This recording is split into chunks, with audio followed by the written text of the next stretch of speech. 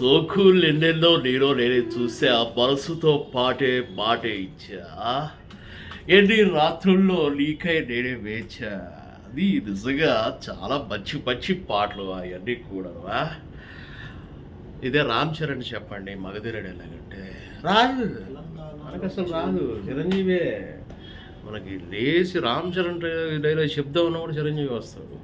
ఒక్కొక్కడి కాదు షేర్ ఖాన్, 100 మందిని ఒకేసారి రమ్మను అంటే కూడా ఇది కమలాసన్ వచ్చాడా? నీకు కమలాసన్ అలా ఉంటుందా?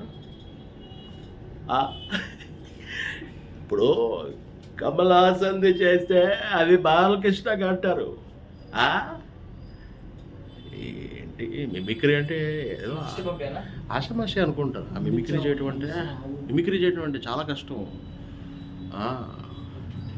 ఇంకప్పటికి నాలంటూ పోరాడుతూ ఉంటాడు, ఏదో ప్రయత్నం చేస్తూ ఉంటాడు. కానీ కొంచెం ప్రాక్టీస్ తక్కువైపోయింది, ప్రాక్టీస్ చేయాలి బాగా.